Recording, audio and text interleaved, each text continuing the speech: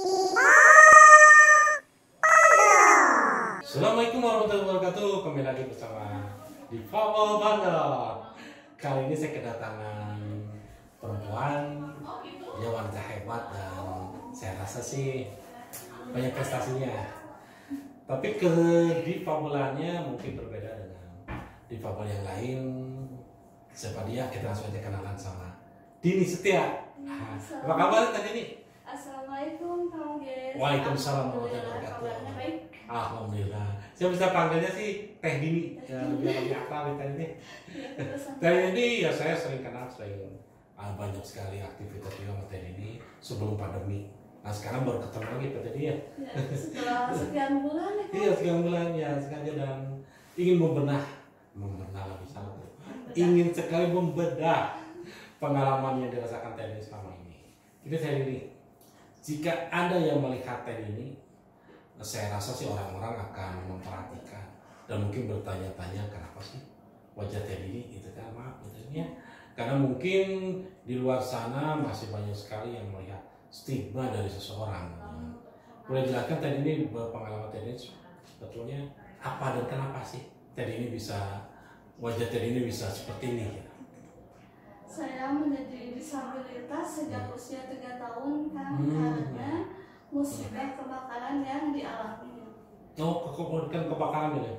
Dulu kejadiannya di Sulawesi Tenggara. Oh di Sulawesi, oh belum di Bandung, masih di Sulawesi Tenggara.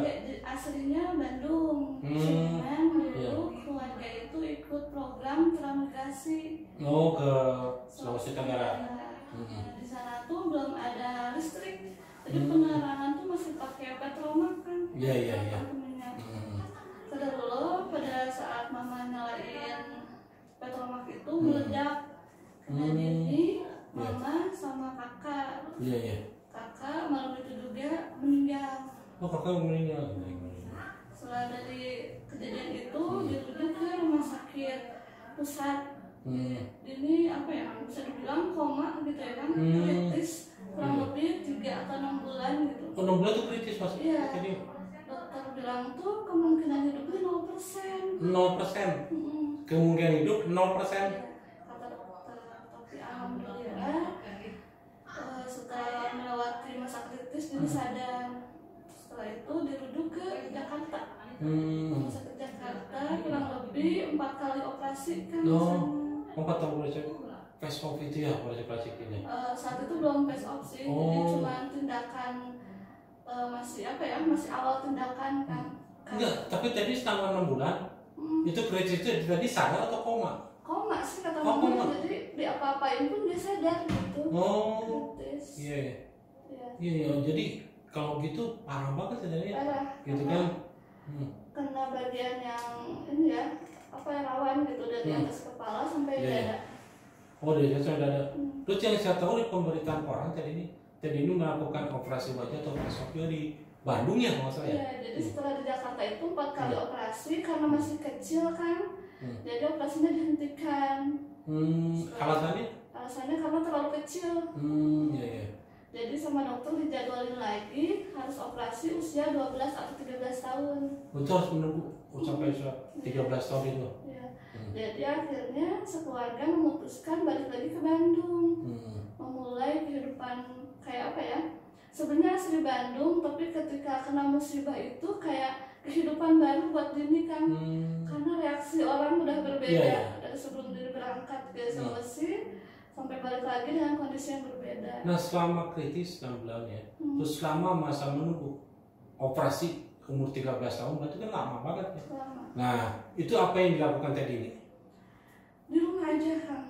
Di rumah aja? Iya, soalnya dulu kan apa ya, diskriminasinya masih kerasa banget ya kan. Betul. Dulu tuh Dini nggak pernah sekolah itu karena salah satunya bisa dibilang apa ya, dapat penolakan gitu kan.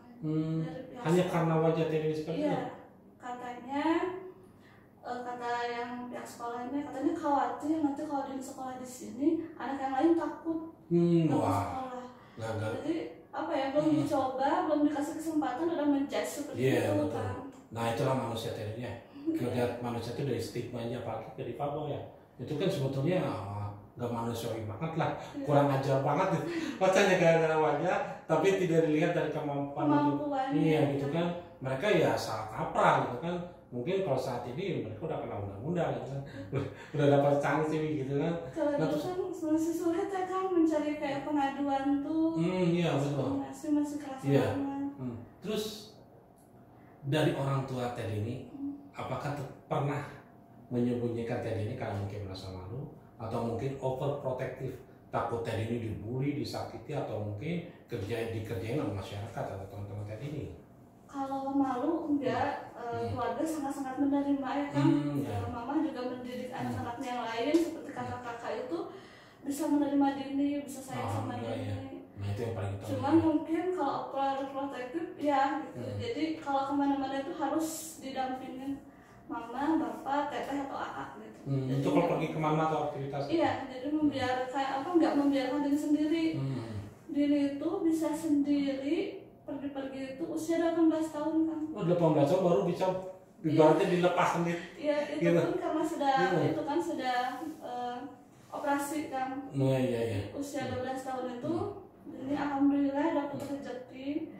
Ada yang menawarkan untuk operasi di rumah sakit di Bandung. Di Bandung ya. Di situ ini lumayan cukup belasan kali operasi kan. Oh belasan kali. Sebelasannya itu rasanya sakitnya. Rasanya operasi. Sakit lah. Karena kan perawatannya cukup lama ya. Iya. Dan itu dulu kan kondisinya cukup parah ya. Jadi setelah kejadian kebakaran itu, dulu tuh tangan Dini nggak bisa lurus. Tangan Dini nggak bisa lurus. Terus lehernya ini rapat dari dagu sampai dada. Terus mata Dini nggak bisa ngedip, kelopak matanya, bibir nggak bisa mingkem. Jadi ini tuh semua hasil operasi. Hasil operasi. Ya, tapi alhamdulillah ternyata dari banyaknya orang yang membuli gitu atau stigma kepada Teddy, masih ada orang yang baik ya, menaruh empati kepada Teddy ini gitu kan ya. Jadi kalau boleh tahu Teddy ini perlakuan terburuk dari teman-teman masyarakat seperti apa sih Teddy? Kalau yang paling diingat sih sebenarnya kayak perlakuan ini ya kan, yang paling masih diingat gitu ya, perlakuan orang tua temen Dini. Dari orang tua temen. Jadi apa ya, bisa bilang kayak melarang mungkin ya. Jadi nggak suka kalau anaknya tuh main sama Dini. Wah, sampai Dini tuh kalau main sama temen tuh harus backstreet loh. Dikira pacaran aja backstreet. Temen Dini tuh, tapi alhamdulillah itu temen Dini tuh baik gitu ya. Suka bilang, Din besok main yuk mumpung mama aku nggak ada. Begitu ya temen Teddy. Ya, padahal harusnya sih ada penolakan dari teman-teman Teddy ini gitu ya, bukan dari orang tua. Karena kan penyakit ini bukan penyakit, ini bukan suatu penyakit, tidak menular gitu kan. Tapi herannya masih ada orang tua gitu, seperti itu. Tapi sekarang masih ada di orang kayak seperti itu. Kalau sekarang udah enggak sih, udah dewasa. Cuman ya kayak itu tuh apa ya, hal yang masih diingat gitu ya kan. Maksudnya dia ini nggak dendam, tapi dia juga nggak bisa lupa gitu ya kan. Iya betul pasti ada. Sampai kayak sama teman tuh harus backstreet. Kadang kalau misalnya dia lagi main sama teman, ada yang ngaduin si A main sama si Dini, langsung disamperin sama orang tuanya. Oh sampai sebegitunya? Bisa main suruh pulang atau suruh nggak main lagi sama Dini gitu kan? Oh itu nggak manusiawi benar Teddy. Mungkin kalau misalkan menimpa saya Teddy ini, nggak tahu deh. Ya itu kan sangat tidak manusiawi gitu, perlakuan itu yang betul-betul diskriminatif ya, dan itu tidak wajar gitu kan. Itu masih kerasa banget diskriminasinya gitu. Kalau misalnya kayak dibully sama teman sebaya sih, maksudnya bisa dimaklumin ya kan, anak-anak lah. Betul. Tapi kalau udah yang ngebulinya atau ngatain orang dewasa gitu, kayak masih sedih aja gitu. Iya emang tidak wajar gitu. Harusnya orang tua memberikan pendidikan gitu kan, atau memberikan motivasi ke anaknya untuk bergaul dengan siapapun tanpa melihat dia tuh siapa dan seperti apa gitu kan. Seperti itu. Dan gini tadi saya yakin ya tadi itu ada merasa minder gitu ya awalnya gitu ya, terus frustasi bahkan mungkin mau bunuh diri gitu, dan keadaan tadi seperti itu gitu. Apakah tadi ini merasakan seperti itu, bila saat apa sih tadi melakukan seperti itu? Alhamdulillah kalau sampai putus asa dan berniat bunuh diri, alhamdulillah enggak ya kan. Ya. Cuman dulu kayak rasanya tuh kayak dari peralihan anak-anak ke remaja kan. Jadi waktu anak-anak ya nggak peduli lah gitu ya. Jadi udah masih senang gitu, masih belum ada pikiran yang gimana. Iya betul. mau main diejekin pulang nangis tapi Ya. main lagi. Iya, ya anak-anak seperti itu gitu kan. Anak gitu. Tapi pas sudah peralihan menuju remaja usia belasan itu dia mulai kayak menutup diri kan, kayak merasa nggak nyaman gitu. Aduh ini kenapa ya? Iya, iya. Orang kok tiap aku keluar di apa ya disinisin, diliatin. Kadang-kadang mereka bisik-bisik atau ngapain langsung di depan Iya, muka iya. gitu. Oh gitu. Pernah ngatain langsung gitu? Pernah. Misalnya? Ya kayak ngapain sih itu katanya robot lah, juri Oh, lah kayak gitu. astagfirullah. Tapi itu kondisi sebelum dioperasi kan. Iya, iya. Dioperasi usia 10, 9 gitu. Itu Dini bisa dikatakan apa ya? Takut keluar rumah kan. Sampai trauma gitu ya. trauma ketemu orang. Dan mama tuh suka nanya kenapa nggak mau keluar gitu. Mama kan orangnya suka apa ya? Suka ngajak-ngajak Dini gitu. Ayo mau kemana pun Dini, ayo mama antar gitu. Iya. Cuman usia segitu dia nggak mau gitu. Sampai ada fase trauma, sampai akhirnya alhamdulillah bisa operasi itu usia 12 tahunan. Ini pokoknya perawatan tuh cukup lama ya kan, dari 2006 sampai 2009 bolak-balik rumah sakit. Setelah itu mulai apa ya, menumbuhkan kepercayaan diri lagi, mulai menerima diri lagi. Terus apakah terjadi pernah merasa risih gitu ya, risih atau dengan kondisi wajah seperti ini?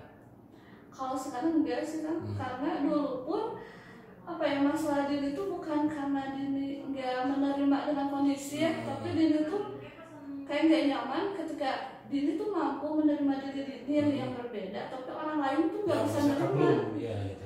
Kayak kenapa sih gitu? Iya, iya. Dini udah bisa loh menerima takdir dari Allah gitu ya, mungkin itu sangat sulit ya kan untuk diterima, tapi orang lain yang cuma ngeliat aja kok nggak bisa nerima. Iya, iya. Itu yang Betul. beban Dini sih. Iya, betul. Terasa banget tadi. Kalau biasanya kan difabelnya seperti itu ya. Difabelnya ketika kita belum mendapatkan tumbuh percaya diri, berarti peran dari orang tua dan keluarga itu sebetulnya sangat penting gitu untuk menumbuhkan percaya diri kita. Tapi jika di dalam masyarakat pun belum menerima, itu terlalu berat juga gitu. Berarti kita harus siap mental dengan apapun gitu kan yang terjadi gitu kan.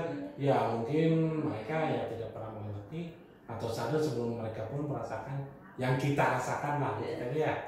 Tapi gitu tadi nih, menurut Teddy ini apakah kondisi saat ini termasuk difabel? Kalau saat ini, kalau sebelum operasi itu sangat terasa difabelnya ya kan, karena kan Dini geraknya nggak bisa kayak tangan, nggak bisa lurus gitu. Nengok kanan kiri Dini nggak bisa, masih terasa. Setelah operasi mungkin nggak terlalu terlihat, tapi Dini tuh kenanya di mata kan. Jadi, kayak low vision ya? Iya, low vision. Jadi udah periksa kan ke dokter mata. Apa ya, jadi kayak ada luka gitu kan, mungkin karena efek luka bakar api kan, jadi kayak ada luka gitu di matanya, jadi pakai kacamata pun gak mempan. Oh, jadi nggak ada ngaruhnya, nggak ada efeknya, tetap aja kurang gitu. Iya. Oh iya. Jadi ada jarak gitu, kalau misalnya kayak baca itu tuh dari mata sampai buku tuh 1 jengkal. Oh, cuma 1 jengkal? 1 jengkal kalau baca, kan nulis gitu. Tapi kalau misalkan melihat orang gitu ya dari berapa meter bisa terlihat lagi? Kalau Kang Oges masih kelihatan nih, tapi kalau udah agak jauh sedikit nggak kelihatan ekspresinya. Tapi kalau orangnya mah kelihatan. Iya. Kalau senyum atau apa nggak kelihatan. Oh, kelihatan burung gitu. Iya, aja. Oh, iya. Apalagi kalau malam itu susah gitu. Jadi harus ada gandeng gitu. Untuk gandengan. Jadi ya terkadang gandengan gitu. Kita kan kayak gitu. Kita ini apa yang membuat Teddy ini akhirnya merasa masa bodoh deh dengan perlakuan orang lain. Apapun yang mereka lakukan, yang penting gue ingin maju nih, yang penting gue masih ingin berkarya nih. Nah itu titik di situ ketika Teddy ini merasa apa? Ya, seiring pendewasaan ya kan, gitu, mulai menerima ya udahlah gitu, bodo amat gitu, orang lain tuh yang penting ada keluarga yang support gitu. Ya betul. Ada mama yang selalu mendukung, mama pun yang apa ya, meskipun kondisinya Dini seperti ini gitu, mama tuh selalu tidak membeda-bedakan gitu sama kakak Dini yang perempuan, selalu sama gitu, dipuji cantik, betul. dibeliin baju yang lucu-lucu gitu. Betul. Jadi merasa ya udah yang penting mah keluarga aja. Ya betul, itu faktor yang paling utama tadi ini ya. Karena kalau misalkan kondisi tidak mendukung, bagaimana kita percaya diri gitu kan? Bagaimanapun kita harus sosialisasi dengan masyarakat interaksi dengan lingkungan itu sangat perlu gitu kan, untuk menemukan potensi gitu kan, dan juga menjadi pribadi yang berkaya, bisa berdaya dan berguna. Nah sekarang kegiatan Teddy ini, usaha yang dijalankan apa sih? Sekarang beberapa usaha kan, karena Dini tuh suka craft ya, suka Dini suka bikin kayak yang Dini pakai ini. Terus itu buat tangan Teddy juga ya? Jadi hasil karya Teddy ini? Iya, biasanya Dini kayak jual buat souvenir atau jual kayak kalau misalnya ikut pengajian nih, Dini suka bawa-bawa gelas. Itu kita tawar-tawarin. Tapi bisa juga cara online gitu? Iya, online juga. Kayak ikut bazar atau pameran. Maksudnya alhamdulillah masih bisa berkarya. Jadi untuk memecahkan atau mematahkan stigma, inilah Teddy ini gitu kan, yang bisa berkarya gitu kan, tidak hanya berkarya tapi juga berdaya dan berguna, berpengaruh untuk orang lain gitu Teddy ini. Dan Teddy juga aktif di bidang keagamaan juga gitu. Terus salah satunya di salah satu pengajian difabel gitu, disabilitas. Teddy ini sangat antusias banget, sangat hampir ada selalu Teddy ini gitu kan. Apa menurut Teddy ini penguatan dari agama itu juga sangat penting untuk kedepannya hidup Teddy ini agar mental lebih kuat dan bisa lebih kuat lagi untuk kalau bahasa biaknya melawan badai gitu kan. Harus selaras ya kan gitu sama agama, dan alhamdulillah gitu, meskipun dulu tuh Dini sering direndahin dan dihina gitu ya kan, kasarnya dihina, direndahin karena dua hal. Satu, Dini disabilitas, berbeda gitu sama yang lain. Terus Dini nggak pernah sekolah kan, jadi dua hal ini yang paling sering mereka tuh jadiin bahan buat ngerendahin Dini gitu. Oh gitu ada? Iya, sampai Dini masih ingat kata-kata orang tua teman Dini. Dulu kan bahasanya bukan difabel ya kan, dulu mah cacat ya. Udah nggak cacat, nggak sekolah, gede ini mau jadi apa? Oh itu ada juga gitu. Serius? Rumahnya ada di mana? Ada. Kita samperin. Jadi kata-kata negatif orang tersebut tuh jadi motivasi buat Dini kan. Bagus. Dini tuh jadi membuktikan ini loh, meskipun Dini difabel, meskipun Dini nggak sekolah, tapi Dini mampu mandiri. Jadi mereka kan mengkhawatirkan atau seudahnya sama takdir Dini ke depan. Betul. Akhirnya Dini bisa membuktikan kalau Allah mah kasih kesempatan sukses tuh buat semua orang gitu, nggak membeda-bedakan. Betul. Alhamdulillah Dini bisa sampai sekarang bisa memperlihatkan ini loh Dini. Betul Dini. Jadi kalau tidak juga Dini tuh pernah ditawarin sama suatu perpustakaan ya, yang miliknya siapa? Anissa SBY itu ya. Nah itu ceritanya seperti apa tadi? Ya, dulu sih itu sebelum gabung di komunitas difabel juga ya kan. Jadi di lingkungan itu ada perpustakaan, itu punyanya yayasannya tuh Yayasan Tunggadewi Foundation, punya Teh Anissa. Ditawarin mau ikut jadi volunteer, terus jadi jadi buat proses belajar buat Dini kan, karena kan ketemu anak-anak tiap hari ya. Jadi Dini tuh kayak mensosialisasikan diri Dini gitu. Jadi orang terbiasa dengan keberadaan Teh Dini. Ya ini loh gitu, biar akrab bahwa ada Teh Dini gitu, yang maksudnya aman kok, baik kok, bisa diajak main gitu. Jadi mereka senang gitu kan, karena kan membiasakan ya buat anak-anak. Tapi ada juga Teh Dini orang tua atau siapapun yang suka menakut-nakuti gitu. Kalau sekarang enggak, kalau dulu ya kan sebelum dinoplasi gitu ya, usia 7 sampai 9 lah gitu. Kayak ada orang tua yang ngais anak, nyopin. Kenapa kalau ini tuh suka pengen ketawa sih kan, kalau dulu sedih gitu ya. Ayo makan, Cina itu ada Teh Dini, takut. Oh gitu. Iya, jadi si anak tuh kan jadi takut ke Teh Dini gitu. Harusnya kan seorang orang tua mah kan mendidik anaknya. Iya, betul. Oh ini loh ada seseorang yang berbeda sama kita. Gitu. Tapi tetap kita harus menghargai. Ya betul, tapi setidaknya mereka juga harus melihat dari Teh Dini sisi positifnya gitu kan. Kan Teh Dini apa coba cuma wajah seperti ini, ya kenapa gitu loh gitu kan, tidak merugikan orang lain gitu kan, tidak menjadikan orang lain susah gitu kan. Dan Teh Dini pun minta makan nggak sama mereka. Ya mereka kadang-kadang masih banyak pemikiran-pemikiran yang menurut mereka hanya menguntungkan diri mereka sendiri gitu. tapi tidak mau melihat atau empati kepada orang lain yang sebetulnya gitu kan bisa memberikan motivasi untuk dirinya sendiri gitu kan. Tapi kalau seperti ini ya mungkin sudah pasti stigma di Indonesia itu masih banyak, apalagi terhadap difabel gitu. Nah sekarang gini, tadi pertanyaan yang agak sensitif. Gini, sebagai wanita yang mempunyai naluri keibuan ya, ada nggak perasaan tadi ingin menikah dan menjalankan rumah tangga bersama anak-anak kelak? Pengen kan. Alhamdulillah gitu, maksudnya ikhtiar doa mah alhamdulillah jalan ya kan gitu. Cuman kan mungkin itu mah gimana Allah ya kan, kita mah cuma bisa ikhtiar doa, selebihnya kita serahin sama Allah. Tapi dan juga ya pengen kan gitu, selain mungkin menikah itu untuk ibadah, dan juga kayak pengen punya keturunan kan, pengen punya anak, pengen membina keluarga sendiri. Insya Allah ya. Kalau udah kun fayakun gitu ya, dan terjadi banget ya kayak gini ceritanya ini. Kalau misalnya diperbandingkan tadi ini sama saya, ya lebih baik jadi kemana-mana. Dan artian tadi ini masih bisa berusaha sendiri mandiri, gitu kan. Tadi ini bisa berkaya atau melakukan aktivitas tanpa dibantu. Kalau saya sendiri kan harus dibantu hampir 24 jam, gitu kan. Jadi tidak mungkin dalam memberikan jodoh nanti, ya pasti gitu kan. Ya pokoknya didoakanlah jodoh yang terbaik dunia akhirat. Kita tadi kita nih waktu katanya cantik itu relatif, gitu kan. Letak cantik itu menurut Teh ini di mana sih? Kalau cantik mah selera ya kan, kayak menurut diri mah nggak ada wanita cantik, wanita tercantik di seluruh dunia gitu. Karena setiap dunia itu punya apa ya, selera masing-masing gitu ya.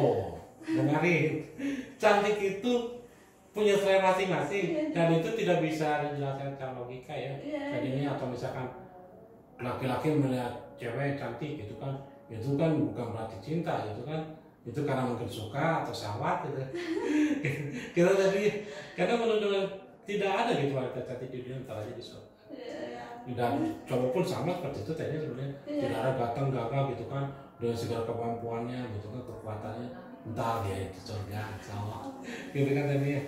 Tapi tadi ini ya lanjutkan. Ya karena kan apa ya kan, cantik mah berbeda ya setiap negara pun ya. Ada yang di negara ini cantiknya tuh berkulit putih atau berkulit gelap, beda-beda. Iya betul. Kalau menurut ini cantik mah yang penting attitude kita baik, kita baik, nggak nyakitin orang, nyakitin orang ya itu kan. yang utama ya. Dan yang paling penting mah kita harus menerima apa yang sudah Allah takdirkan. Gitu. Jangan cuman sibuk pengen dilihat cantik, tapi kita sendiri nggak merasa cantik, merasa kurang aja terus ya. Malah kasihan banget ya orang yang misalkan dilihat seorang lain cantik dia merasa tidak cantik, berarti minder gitu kan, tidak mensyukuri gitu kan. Ya, karena fokus dia tuh pengen terlihat cantik, sampai lupa dia tuh bersyukur harus merasa cantik juga dengan segala kemampuan dan kelebihan yang Allah kasih. Nah, ataukah mungkin seperti yang dikatakan tadi seperti wanita yang udah cantik tapi masih kurang, ya lo operasi plastik ingin lebih cantik. Ya karena itu tidak merasa cantik, tidak bersyukur dia merasa di rongga hidungnya, di rongga apanya gitu kan. Padahal mereka udah proporsional banget gitu, selain dari Allah gitu kan. Tapi karena mereka kurang puas, tetap aja terus gitu kan mencari-cari. Jadi mencari-cari bukan syukurnya, tapi kekurangannya yang ditambah-tambah akhirnya kedepannya jadi menyesal juga gitu kan. Seperti pasti tadinya. Kalau misalkan tadi ini nih mau pindah rumah tangga, insya Allah ya. Apa sih yang ingin diterapkan kepada anak-anak tadi?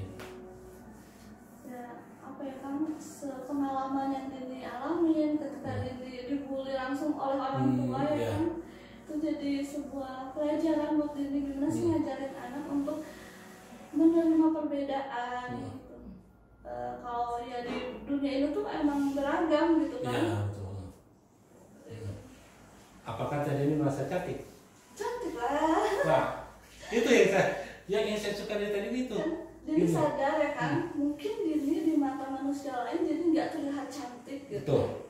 Dini sadar kok, tapi yang penting Dini merasa cantik gitu. Banyak orang yang terlihat cantik, tapi dia nggak merasa dirinya cantik. Jadi terus aja merasa kurang dan merubah yang sudah Allah tetapkan. Betul. Dan paling terpenting kan akhlaknya cantik ya ini ya.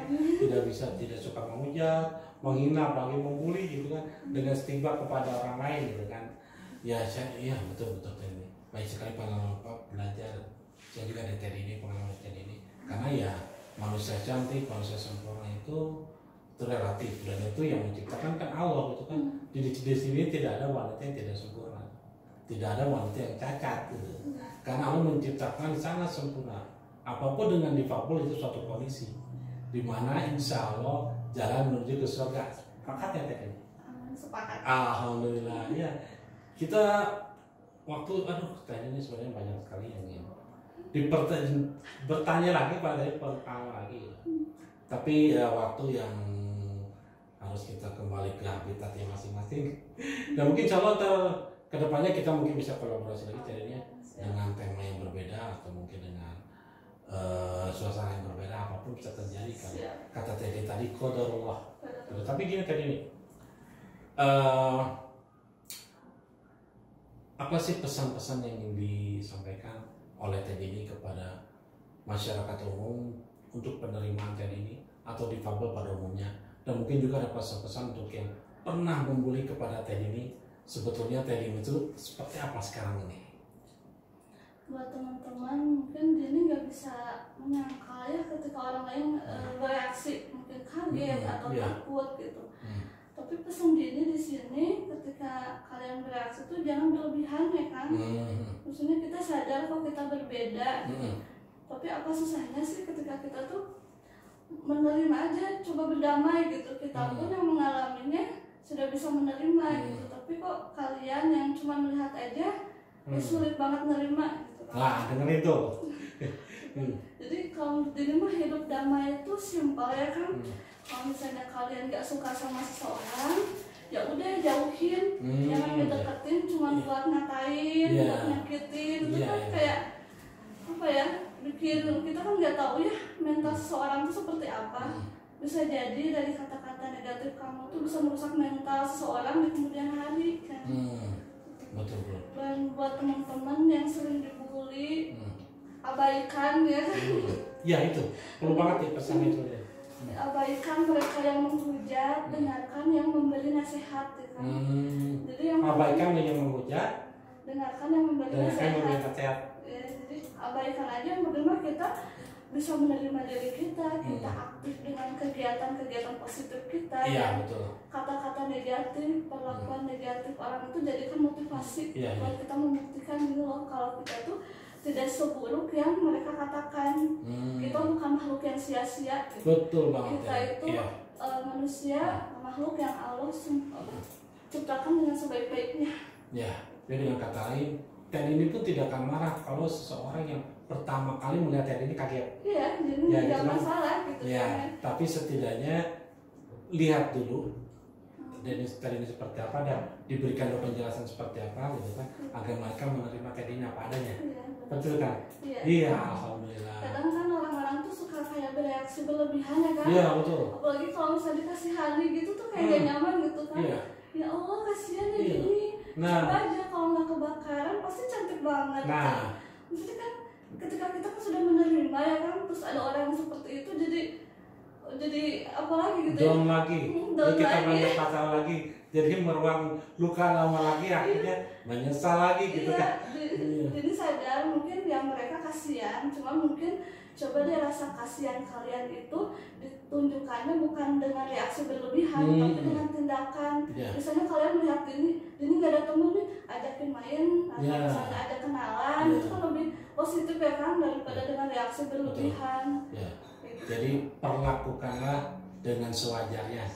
Jangan diada-ada, jangan dikasihani, dilebay-lebay yang membuat kita menjadi semakin terpuruk lagi dan mengingat masa lalu lagi yang sebetulnya tidak ingin kita ingat-ingat. Tapi kalau misalnya ada yang bertanya pun Dini pasti menjawab gitu kan, cuman nggak kadang orang yang berlebihan kayak bikin nggak nyaman gitu. Wah, sangat luar biasa, luar biasa sama sekali jadi belepotan ini. Karena dengan Teddy ini saya sama sekali tidak melihat daerah raut wajahnya yang menyesal, yang sangat lebay atau baper dibully, tapi dia memberikan motivasi yang lebih. Teddy ini memberikan ilmu yang sangat-sangat bermanfaat ketika kita dibully. Oke, kawan difabel, seburuk apapun penilaian orang lain kepada kita, tidak akan pernah menjadikan ia lebih baik dari kita. Dan di saat kita mempedulikan penilaian buruk orang lain, lalu kapan kita bahagianya? Nah, itu kita. Oke, sampai berjumpa lagi di Pebble Bandol episode berikutnya. Wassalamualaikum warahmatullahi wabarakatuh.